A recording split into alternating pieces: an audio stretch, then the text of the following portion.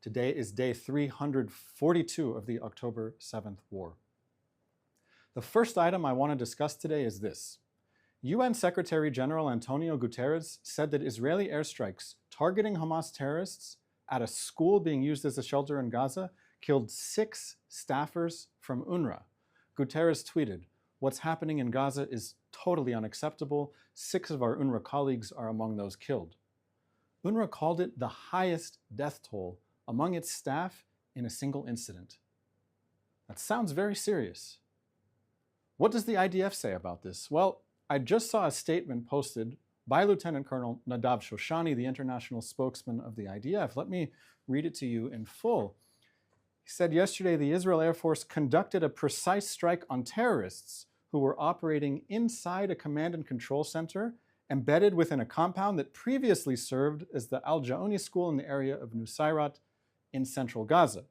It continues, upon receiving reports claiming that local Palestinian UNRWA workers were killed as a result of the strike, the IDF requested that the agency provide details and names of the workers in order to thoroughly review the claim.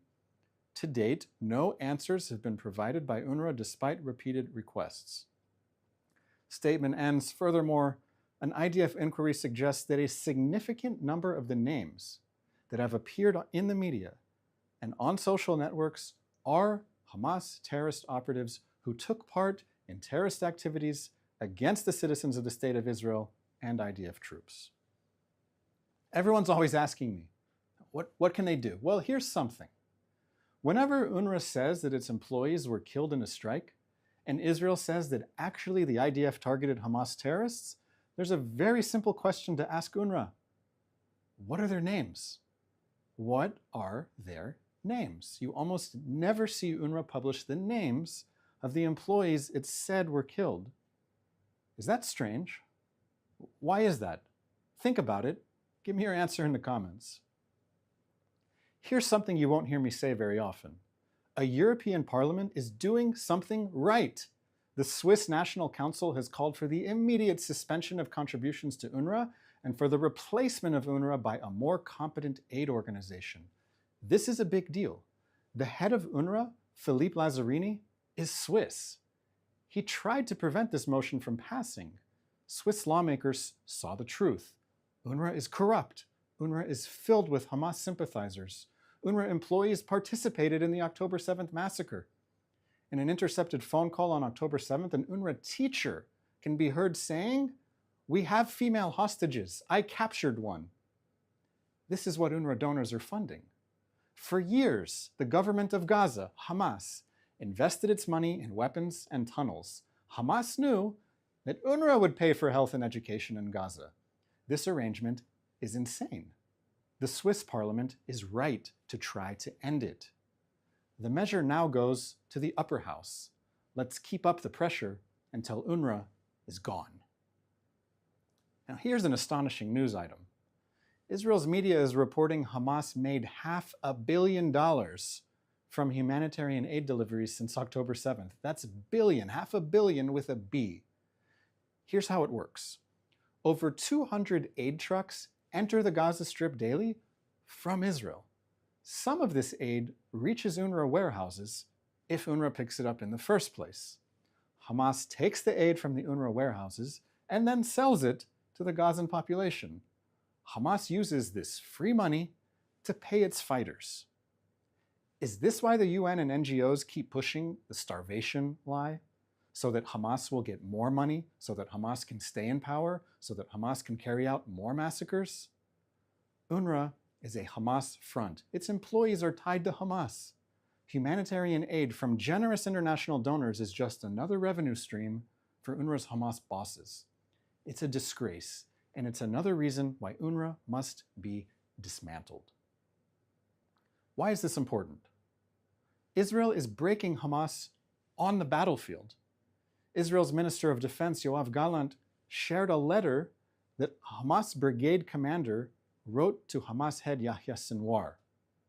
The letter said at least 50% of Hamas's men have been injured or killed. Only 25% of Hamas remains. 90 to 95% of rockets are gone. 60% of personal weapons are gone. 65 to 70% of anti-tank weapons are gone. Israel has significantly eroded Hamas's military capabilities. We need to ensure that Hamas isn't allowed to survive today to continue murdering and hostage-taking tomorrow. We need to keep up the pressure on Hamas and increase the pressure on Hamas's backers, Qatar, Turkey, and Iran, so that Hamas lays down its arms, ends the war that it started on October 7th, and releases every hostage. One final item today. The government of South Africa's so-called genocide case might fall apart. South Africa is trying to delay a deadline in its genocide case at the International Court of Justice because of a lack of evidence pointing to genocide. Less than 3 months after Hamas's October 7th massacre, South Africa claimed a genocide at the ICJ. Genocide, not by Hamas, but by the side that was massacred.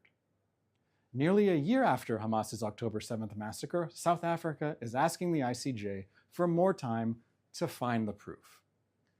Remember that South Africa tried to use its case at the ICJ to prevent Israel from entering Hamas's last stronghold in Rafah. Remember that there were charges that Iran paid South Africa to make the case at the ICJ. Remember that on October 7th, South Africa condemned Israel. The ICJ is another politicized UN body, and South Africa's case is just another attempt by Hamas's supporters and backers to save Hamas so Hamas can murder again tomorrow. Let's take some questions from our audience now, watching live across the social media platforms, Instagram, X, YouTube, LinkedIn. Please and thank you. Our first question today comes from Shlomo on Instagram, who asks, why is Israel continuing to go along and play along with the Hamas charade regarding UNRWA? Why is it that Israel doesn't try and find some other alternative? The situation right now is very complex. It is a multi-front war, and even the situation just zoomed in on Gaza is incredibly complex, with the two goals of the war of dismantling Hamas's military and government capabilities and ensuring the safe release of every hostage. One of the calculations in sending in humanitarian aid is that it allows the IDF to have more freedom of action in places where Hamas is embedded strongly, so that the humanitarian aid can reach innocent civilians in other parts of Gaza. Israel also has an interest in avoiding humanitarian catastrophe in Gaza. If there is a real humanitarian catastrophe in Gaza, including starvation, disease, lack of vaccines, and so on, it's ultimately the Israeli military that will be dealing with this. So everyone has an interest in preventing humanitarian catastrophe and ensuring a minimum amount of aid does enter to Gaza so that the IDF can have sufficient freedom of action. And we hope that some of the aid can reach the hostages that Hamas is holding in its terror dungeons underground. In some cases, as we have seen, the hostages have been kept in horrible conditions and are not receiving the aid. This is something that Israel is continuing to look at and continuing to assess its policy. And ultimately, once the war is over, we will need to find an alternative to UNRWA, a legitimate aid organization that delivers aid based on need and not connection to the Hamas regime, which will eventually be gone. Our next question comes from Jefferson and Eve on Instagram, who asks, how do we ensure that any UNRWA replacement doesn't just become another terrorism front? There are no guarantees. There are only actions that we can try to foresee, and there are unforeseen consequences. But we know the facts about UNRWA. We know that it is a Hamas front.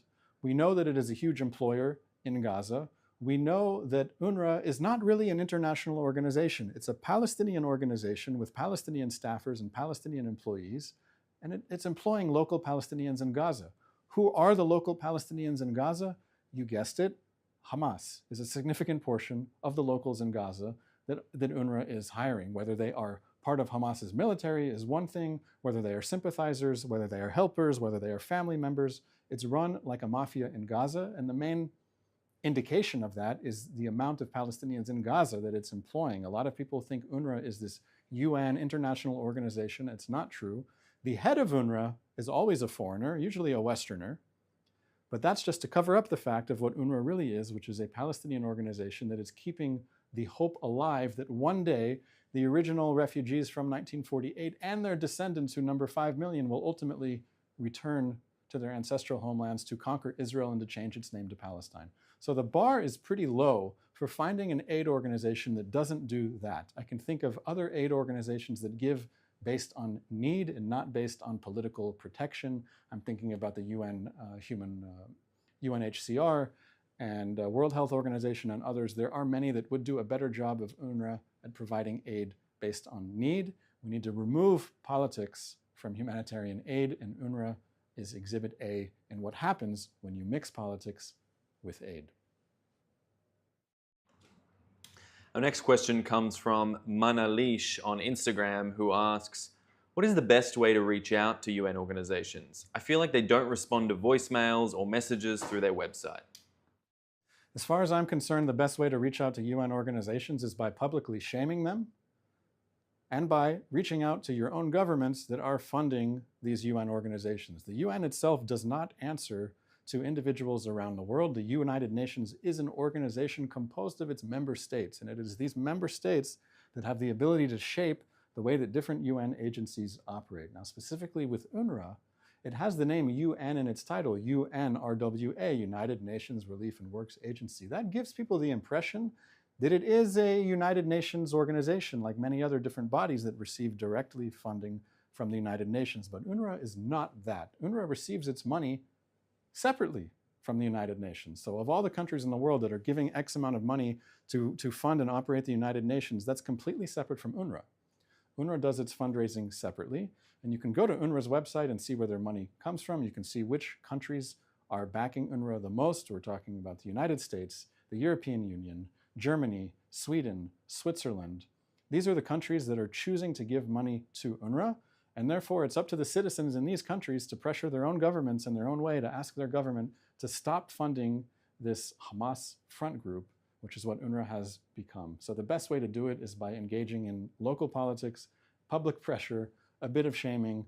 But the United Nations is not a democratic organization in itself, nor are a significant amount of its members. So appealing to the UN will likely fall on deaf ears. Our next question comes from Ramona on YouTube, who asks, the ICC's chief prosecutor has been reported to the Bar Standards Board for allegedly making false statements about Israeli Prime Minister Benjamin Netanyahu and Defense Minister Yoav Gallant. Is the ICC an utterly compromised and politicized organization? I think it is, and we'll see the truth come out over time. Very much what happens in any general accusation about Israel is it's very easy to make accusations, it's very easy to spread lies, it's very easy to amplify and spread half-truths, and it takes a long time for a government, a military, to organize a defense and respond. And we see this across international institutions, whether it's the ICC or the ICJ and so on. It's also worth noting that Israel is not a party to the Rome Statute, and it is therefore not subject to the ICC's jurisdiction. The United States is also not a member of the ICC, and the reason it's not is because it knows that it's a corrupt institution that has been hijacked by anti-Israel forces around the world. There have been reports coming in of Israeli troops raiding weapons sites in Syria. Can you tell us anything about this and what the latest details are? I saw these reports. I don't have more details. If you want to keep up with the breaking news, I suggest going to Times of Israel, Jerusalem Post, and so on, and seeing what's being reported. But when I saw that Syria was in the news in this regard, that the IDF has carried out some strikes or even perhaps some kind of raid on the ground, I immediately understood how to place it. Syria, if you've been paying attention, is one of the 7 fronts that Israel is fighting against the Iranian Ring of Fire. This war that started on October 7th is not just confined to Gaza, it's the West Bank, it's Lebanon, it's Syria, it's militias in Iraq, it's the Houthis in Yemen and Iran. So Syria, which borders Israel, is one of the 7 fronts.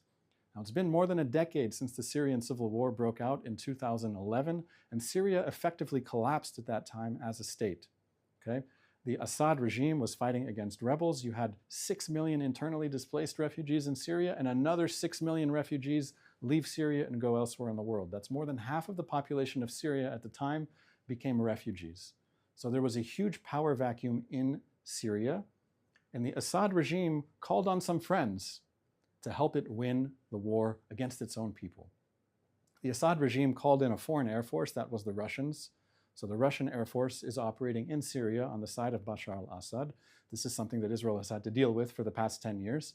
And also, the Syrian regime invited Iranians as ground forces into Syria. This includes officers from the Iranian Islamic Revolutionary Guard. They have come into Syria and tried to establish themselves, try to establish bases in Syria so they can have another front line right up on Israel's border. There was Hezbollah in Lebanon that came into Syria to fight on the side of the regime. So we know that Iran has a presence in Syria. Iran is trying to establish another military position in Syria, just like it has in Lebanon with Hezbollah right up on Israel's border. Iran wants to do the same thing on the Syrian border. And Israel's policy in response to this Iranian effort is no, we're not going to allow Iran to establish itself militarily in Syria. So when I see the reports that Israel is doing more to stop the Iranian entrenchment in Syria, it makes sense to me. Iran wants to light the Middle East on fire and watch it burn. Israel's trying to put out the fires.